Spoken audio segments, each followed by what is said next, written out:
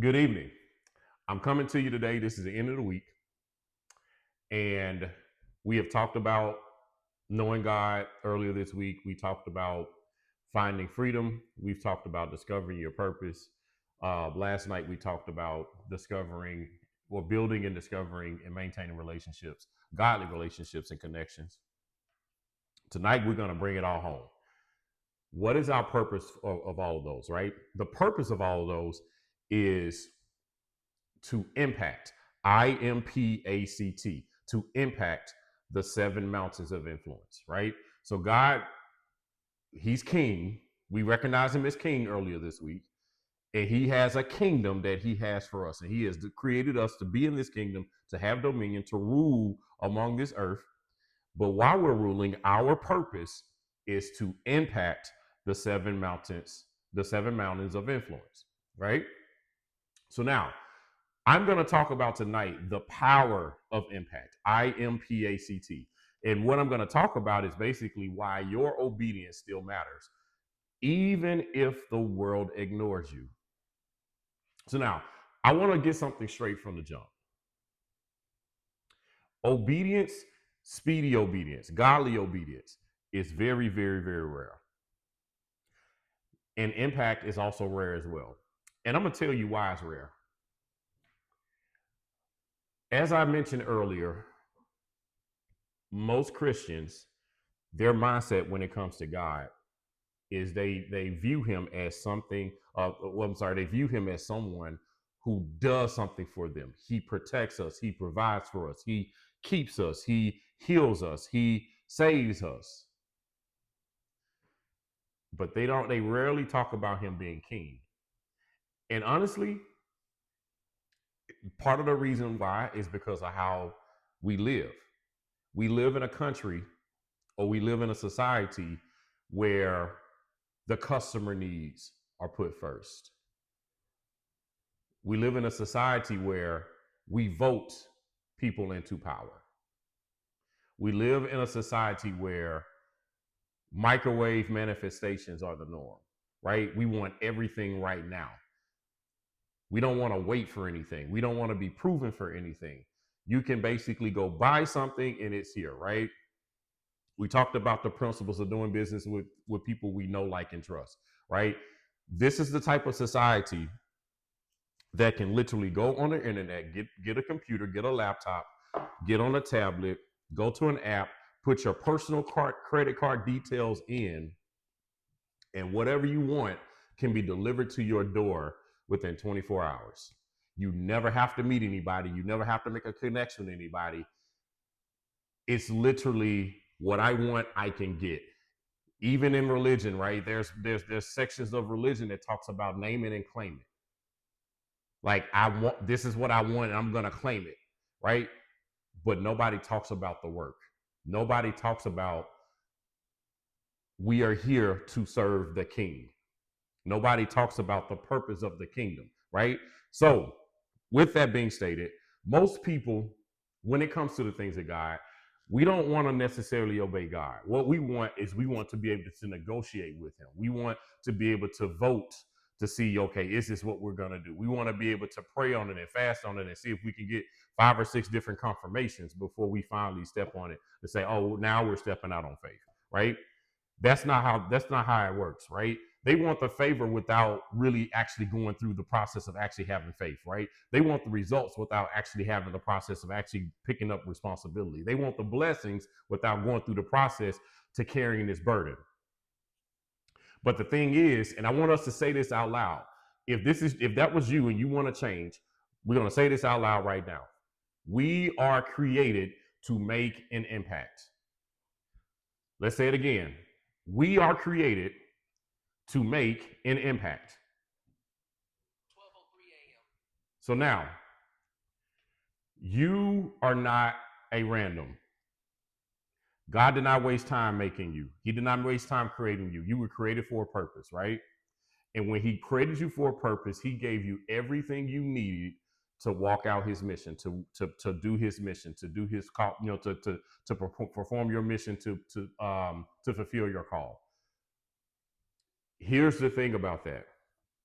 A lot of people when they are called, they want the recognition, they want the accolades, they want the glory, but they don't want to build anything for God. They don't want to go through the process of actually making an impact. They want the influence, they want the credit, they want the accolades, they want the trophies, they want all the awards, they want the write ups. If it's social media, they want the likes, they want all that, right? But they don't want to make the impact because the impact is not for them, the impact is for the kingdom. So now, we've talked about this word impact for the last few minutes. What does impact mean? I.M.P.A.C.T. Impact. What does it mean? Impact can either be a noun or a verb. And basically, the word impact simply means it's a strong effect on something or someone. So depending on how you use it, you can use it one or two different ways, right? So let's talk about it from it being a noun standpoint, right? So if it's used as a noun, impact means basically the effect or the influence on one thing or another. So using it as an example, what we're saying is, hey, look, my leadership on this project had a huge impact for the team. If we want to use it as a verb, basically what it means is to strongly affect or influence something. Using that as an example, we want to say your words can impact somebody else's life more than you think. So now, when I think of impact, I.M.P.A.C.T, in the kingdom, this is what I see. Impact in the kingdom means this is, something is changing because of you. When you follow God, something changes. That's impact in the kingdom. So now, what I want to do is talk about the power of impact. What does that mean? God gives us power, and the result is if we're doing it God's way, impact should happen, right? Something should change. So there's a couple principles when it comes to the power of impact, right? So first principle, you can only impact what you touch, and you can only touch what you're willing to build. I'm gonna say it again. You can only impact what you touch, and you can only touch what you're willing to build. You don't get impact by watching. You don't even get impact by waiting. You don't get impact by delaying anything. You get it by working. And when we say working, we're talking about working with what God gave you. So that's why today I am going to use Noah as an example of someone who made an impact for God. He was one of the first ones that made an impact for God, right? And what we're going to talk about is how he used the tools that God gave him to make a real impact on this world. So now let's talk about the story of Noah, because everybody knows Noah as basically, oh yeah, he built an ark. But here's the thing about Noah: the impact wasn't just about building a boat, right? So going back to Genesis 6, right? The whole reason Noah got called is because the world was full of sin, it was full of evil. People stopped listening to God. But out of everybody that was on the earth during that time, you had one man, Noah. He was walking with God. And Genesis 6 and 9 says that, hey, Noah was a righteous man. He was blameless among the people of his time, and he walked faithfully with God. And God looked around the world and said, hey, that's my guy right there. That's my guy, Noah. I see him. I can use him. Right? So Noah's called. When Noah got called, God told Noah directly, he said, look, build an ark. A storm is coming. I'm going to save you and your family, but I also need you to help restart the world. Now, let's stop right there. I am going to save your family, but I also need you to help restart the world. That's tough. Listen to me very carefully. Let's put our minds and let's picture this back during that time set, right? There's a couple of truths I want to put out there. So God told Noah, let's start with the first part of this scripture. He said, build an ark, right? So an ark was basically a big boat. Now, back during Noah's time, Noah had never seen rain. He had never seen rain, but yet God is telling him to build an ark. Can you imagine what was probably going through Noah's head during that time? God, you're telling me to build a boat, And I've been on earth for at least 100 years, and we have never had rain come down from the sky. These people are going to think I'm crazy. My wife is going to have to go around hearing all these people talk about me behind my back, telling her how crazy she is to be married to me. My kids, my grandkids, everybody that works, everybody that's in my family is going to be going around and them like, man, yo people stupid. Why y'all over there spending all that money building that boat? Y'all done wasted all that money you done made to go do this that you say God done told you to do. He ain't telling nobody else to do it. Why he telling you? There's millions of people on this earth. But yet you saying that God told you, out of all these people, you ain't got no boat education, you ain't got no boat certification, you ain't got no boat degrees, you ain't got no experience even riding in a boat. We ain't had rain here in hundreds of years, and God told you to build that boat. Can you imagine that? And all of that, and with all of that, Noah had the mental fortitude, the power to say yes. Crazy, isn't it? Crazy, crazy, crazy. And here's the thing: he said yes, and he immediately said yes. Noah didn't just build a boat. Here's the impact of what happened, right? He built a way forward. He built a brand new beginning for his bloodline. He built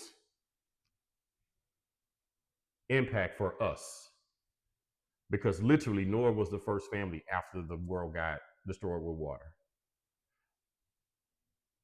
Noah was the beginning. He was the new beginning, right? So after the storm, right? Storm's now here. Noah's on the ark. It's over. Noah steps off the ark and he steps into a brand new world. Everything had been wiped out. What does God tell him? So let's go to Genesis 9:1, right? He told him to be fruitful, multiply, and fill the earth. What that means is to rebuild it, all of it.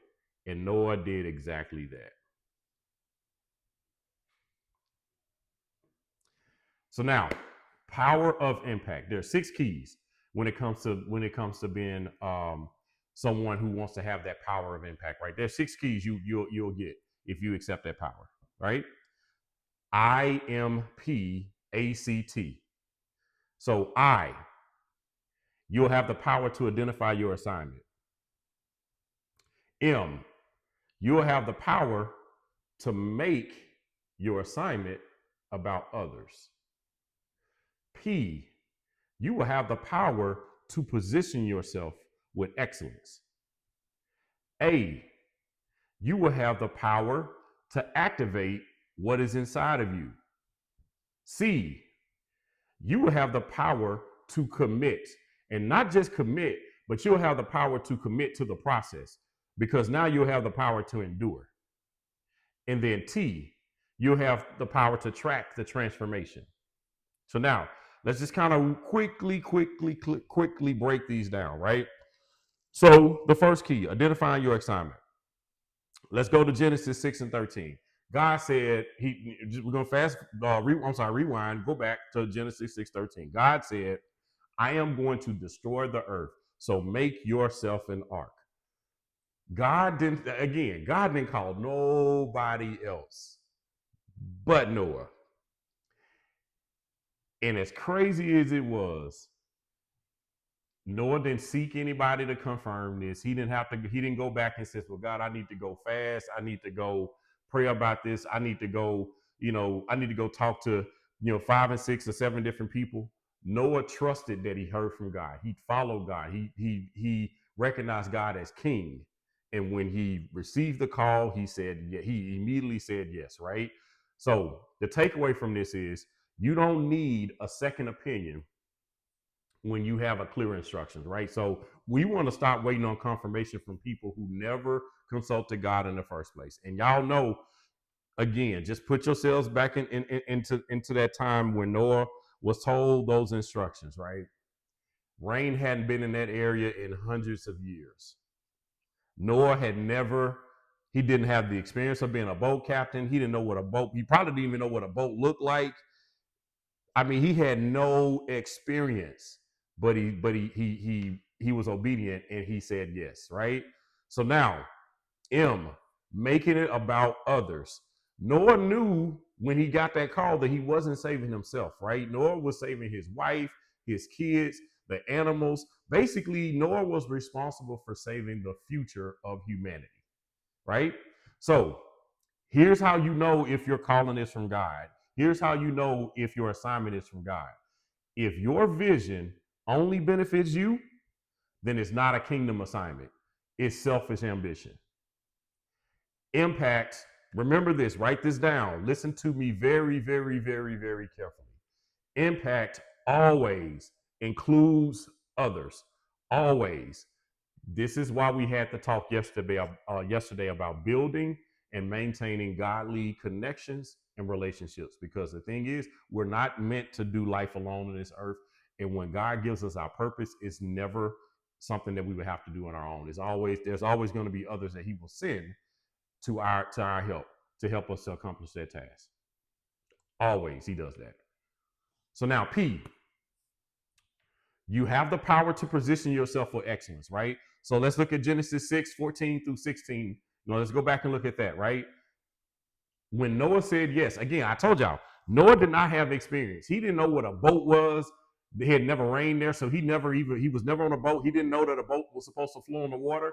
But when Noah said yes, God gave him a very specific design. He told him, he gave him the wood type, he gave him the measurements, he told him how many levels it needed to have, and he said, hey, look, it needs to have a door, right? Noah followed those instructions exactly. He did not improvise. He didn't go in there and says, "Oh well, God said God said to make this a triangle, but you know what? My experience says that it needs to be more of a square." He did not do that. Noah did not improvise. He did not modernize God's plans to make it trendier. He did not do any of that. He didn't do any fashion tips or any of that type of stuff, right? The takeaway is excellence is not optional. God honors detailed obedience. If He gives you an order, if He gives you a command, we need to do it exactly how He said it, right? We don't get to freestyle what God told us to do. Noah did not freestyle the command from the kingdom. Had he done that, who knows? Mankind could have been wasted. A, the power to activate what's inside of you. I said it and I'll say it again. Noah had zero experience building boats. He wasn't trained. He didn't, but here's the thing about this, right? A lot of people, we get a call from God and we'll say, oh, well, I need to go get some training, or I need to wait to see if I can get myself educated to before I start. Noah didn't do that. Noah did not wait to become an expert in boat building. All he did was get started. He picked up a hammer and got to working. And God gave him everything he needed. Excuse me. He gave him everything he needed as he was working. So the takeaway from this point is you have everything you already need. Just get started. Just use it. You can't pray for rain if you haven't picked up a hammer. Very powerful. C, the power to commit to the process, right? Now, here's another important thing about Noah and building this ark that I did not mention in the beginning. Like I told you guys, a lot of people, when they accept the call from God, they want instant blessings. They want instant recognition. They want instant gratification. They want instant awards. This boat process took almost 100 years. Think about it.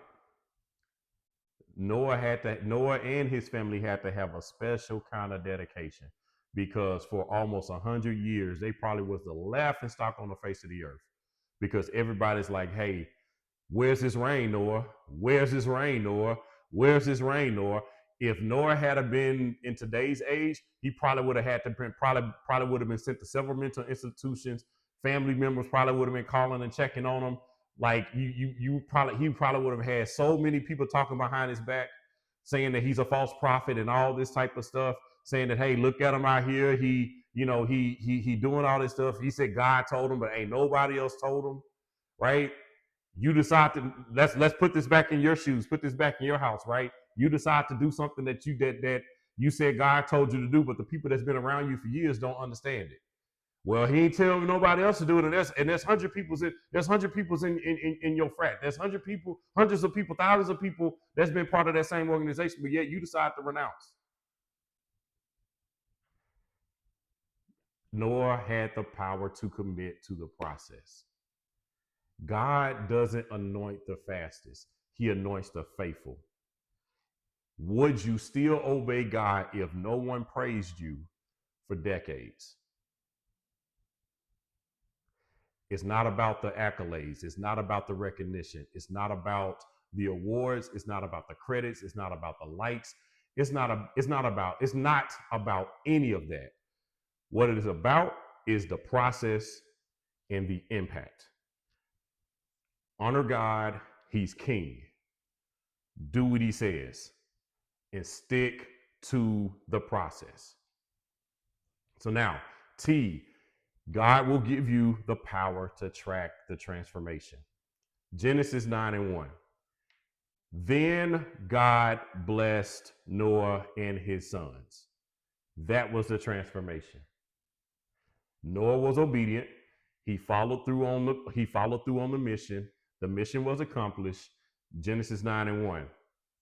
Then God blessed Noah and his sons.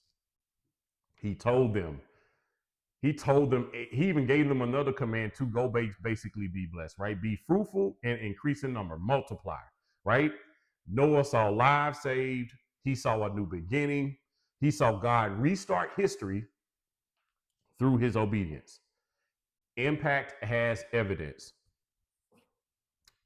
When you are serving God and you are doing what God told you to do, it doesn't matter if you're the only one He called. It doesn't matter if people look around and and say to you, "Hey, man, I don't know if that's God, man. I know you said God told you to do that, but man, there's other people that went through the same thing and they're able to still serve God." It doesn't matter if God called you to it. You still have to do it. You should be able to look around and say, "Something changed because I obeyed. Something changed because I obeyed." Your calling is not for anybody. Your calling is not for everybody else. Your calling is your calling, right? So I'm gonna say this with love. Disobedience is disqualifying. It doesn't matter how gifted you are. If you refuse to follow God's commands, God's instructions, you will never fulfill your kingdom assignment. So there's somebody out there that's delaying because you're scared. Some of y'all are pretending that you're praying when really you're just stalling. Because here's the thing, that calling is calling you to get out your comfort zone. You're it's calling you to be it's calling you to, and it's telling you, hey, look, you need to be comfortable being uncomfortable, right? It's calling you out of that box you living in. It's calling you out of that church that you go to every Sunday and you don't activate it outside the church. It's calling you to do something that's different than what you're used to, right? Some of y'all are building something shiny, right? You're building something shiny. You're claiming, hey, I'm doing all this work and it's shiny, but God never told you to build it. So, two things I'm gonna point out real quick. Noah didn't survive this. He didn't survive this task. He didn't survive this mission because he was special. God could have picked anybody, but He decided to pick Noah. Noah survived because he obeyed, and he lived a long life. He lived a very long life because of it. So it's time to get clear. It's time to get clean, and it's time to get committed. So how do we do that? There's 5 steps. First thing we need to do is we need to seek God. Ask God, hey, where's my ark, God? My favorite scripture, Matthew 6:33. Seek ye first the kingdom of God and His righteousness, and all these things will be added unto you. Ask God, hey, what is the specific thing that you call me to build? Number 2, write down the blueprint.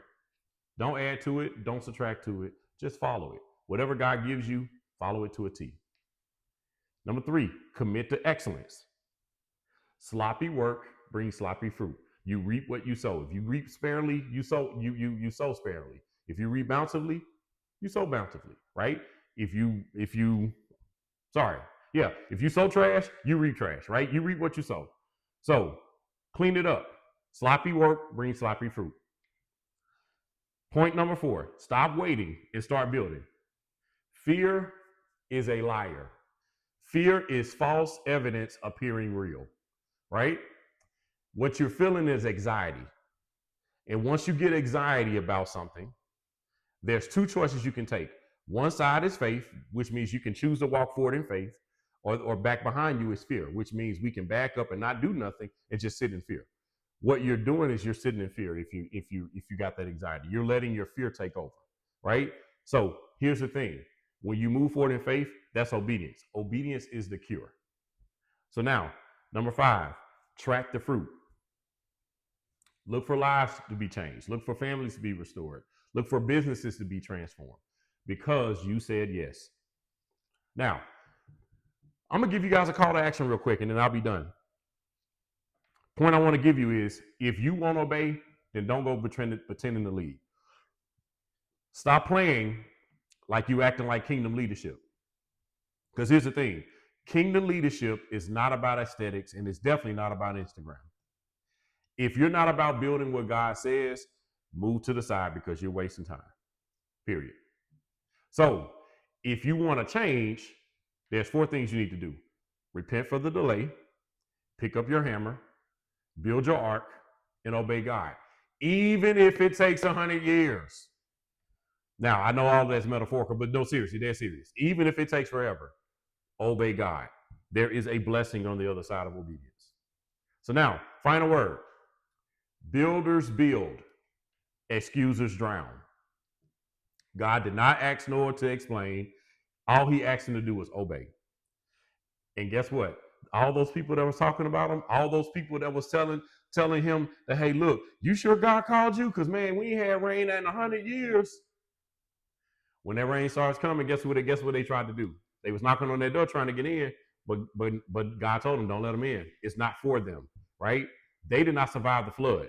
The calling was not for them.